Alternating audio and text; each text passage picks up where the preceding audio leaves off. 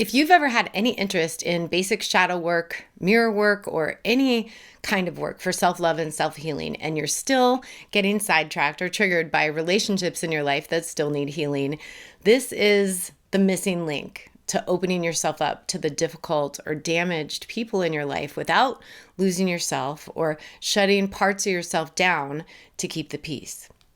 Today we're talking about how to love other people just the way they are without getting lost in the process. And you will want to stay till the end to understand what's happening in your brain, how to include a really practical brain training exercise, and to get some questions that you can ask yourself for making that shift so that you can easily apply this in your everyday life. We've been talking about how learning to see yourself clearly and learning to love the difficult or damaged parts of yourself is the first step to basic shadow integration and how to start healing the relationship that you have with you.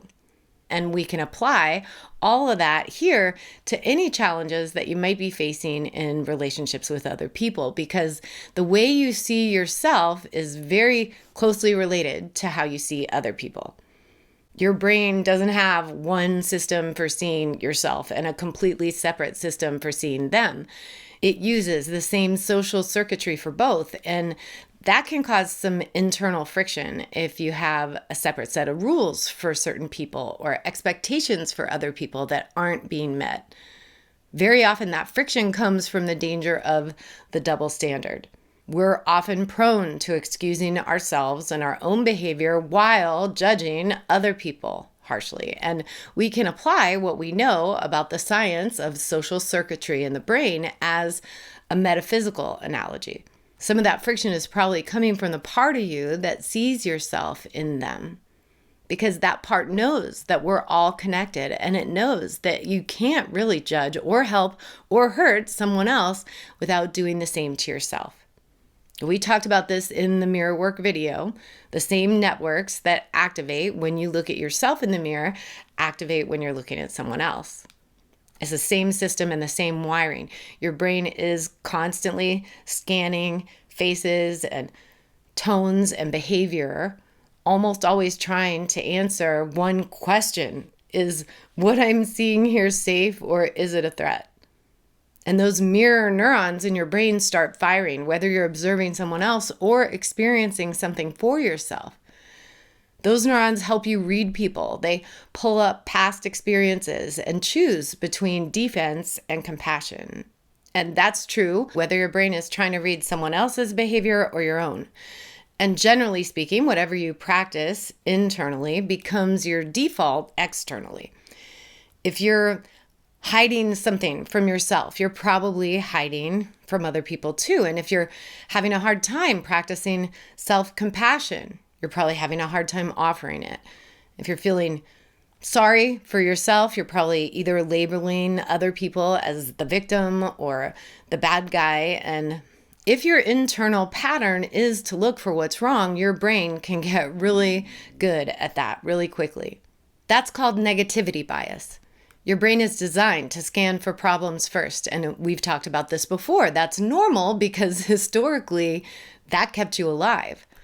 That's self-preservation, and that negativity bias leads to confirmation bias. Your brain starts actively looking for more proof to confirm that negative thought because it wants to be right. But most of us really aren't in survival situations very often, and most of what we're picking apart in ourselves and in the world around us doesn't have much to do with immediate physical danger. It's a habitual way of thinking about ourselves and other people too, on autopilot and very often overdriven. You're scanning for what's wrong or irritating or frustrating, and not necessarily because you're trying to be critical, but because your brain has been trained to look for it. And even if it's on a totally subconscious level, looking for what somebody else needs to change or heal takes some of the pressure and focus off of what needs to be healed or changed in you. Because the parts of yourself that you've pushed down or pushed away or labeled as too much or not enough or unlovable or not okay quiet down a little bit while you're distracted with what's wrong with someone else. But they don't disappear. If you're caught in a cycle of defensive or negative or judgmental thinking, those parts of you get even more sensitive over time. And when you see something that you label as wrong in someone else, your brain flags it, sending you a threat signal, usually through an emotion, very often putting up a barrier to protect itself, and almost always with a reaction that points to something that feels wrong in you too. Even if you don't recognize it, that's what's happening behind the scenes. And not necessarily because what you disapprove of in that person is something that you do. It is worth asking yourself if it is, because you do want to know if you've got an active double standard there. But even if it isn't, if it's something that you judge, and certainly if that judgment triggers a reaction in you that stirs strong emotions that lead to unproductive or destructive thinking, it's not just pointing to what you don't like or what you think about what that other person is doing. It's pointing to something that still needs to be processed or healed in you. And that feeling, even if we're not registering it on a conscious level, is what makes most of us uncomfortable. And that's why we can carry that feeling around with us for so long, so strongly, even after the actual interaction or event has passed, because the immediate reaction is usually to get defensive or shut down or try to find a way to control the person or the situation to relieve that discomfort. And that is actually the moment where most of us start to lose ourselves. That's where we start disconnecting from the part that knows who we really are. We start losing compassion in a misguided effort to protect ourselves, and understanding goes out the window. And when all those old patterns of thinking and behavior take over, the thoughts we think and the words that come out of our mouths start confirming and affirming that negative bias, and that just makes it even stronger. So if we're talking about how to love people without losing yourself, this is the work.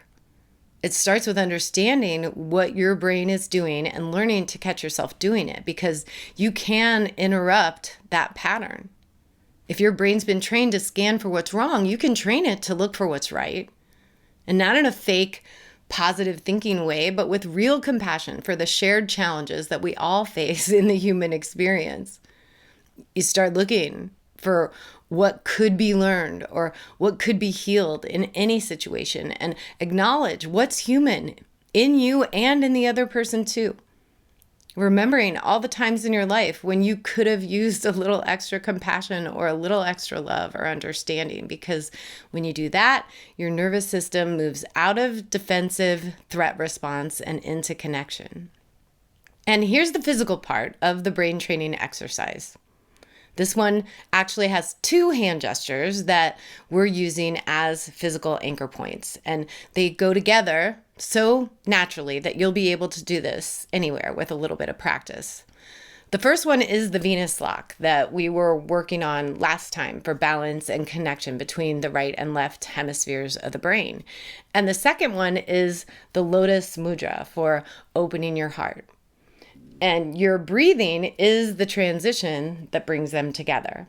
From the gesture of self-love and connection to the gesture for extending that same love and compassion for everyone else. And if you keep the heels of your hands pressed together and open up all your fingers, keeping the thumb and the little finger connected, you're doing it right.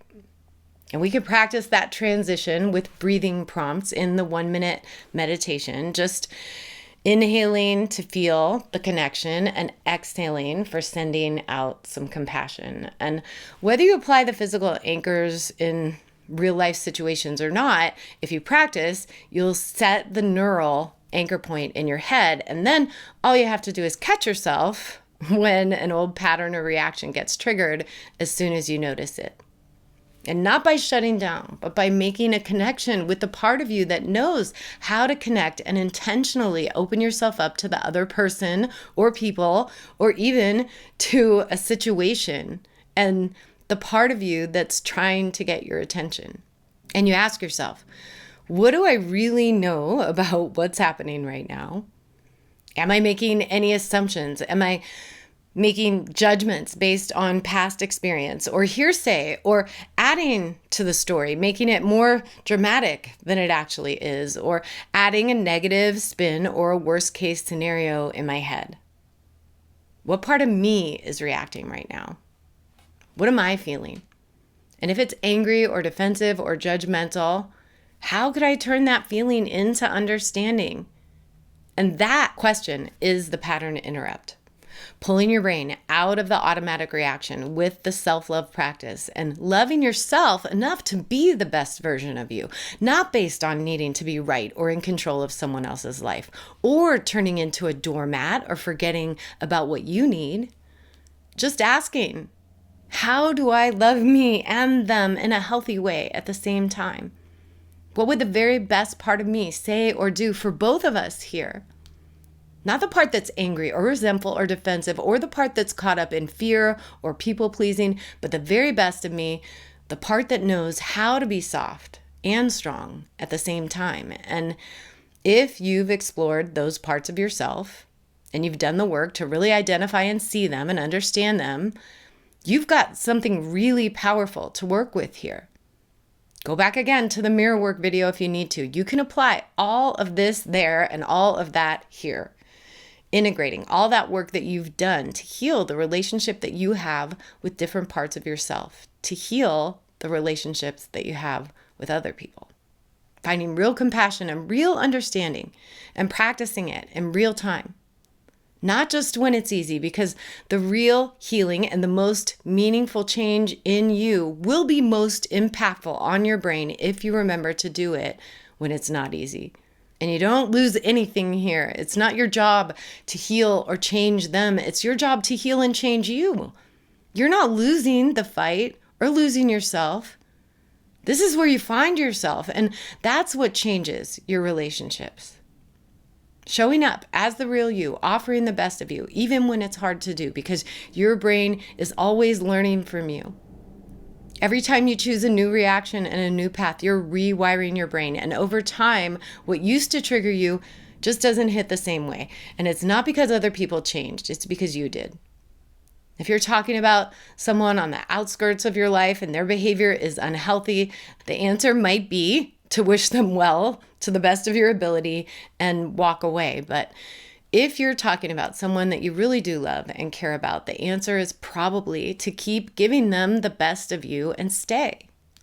Giving the best of you to both of you, because sometimes the people that you say you love most are the ones who are getting the worst of you. Very often, these are the people that you judge most harshly. You might be excusing your own behavior while you're judging theirs, and that's definitely a trigger that confirms the negative bias, and then it gets really easy to forget about what they might be going through. The other person might not do what you want or respond the way you want them to, and that might take some time and some restraint on your part, especially if you know you're still triggered and healing, or if that person is easily triggered and still has their own healing to do. But if your heart is open and you really are focused on doing the inner work, you're not building walls in those relationships, you're tearing them down. Because every time you respond with understanding and love and compassion, that changes the energy between the two of you. That puts both of you on the same side of every issue, and you don't have to agree with the difficult people in your life or their unhealthy behavior. All you have to do is open yourself up enough to understand it. In exactly the same way that you're learning to love and understand any difficult or damaged parts of you. All those social circuits start working for you instead of against you, and your nervous system isn't on high alert anymore, and the other people in your life can feel it. If you need some time or space to gain some self-control or to feel safe, it's okay to keep your distance. If that's what's healthy, that's part of the mental discipline. You can love someone from a distance if you need to, without abandoning them or yourself. Because love isn't just something that you say, and it's not just an emotion. Opening your heart is a choice that you can make. It's something that you do, and not just for them, but for yourself, on purpose, to heal and stay true to the very best version of you.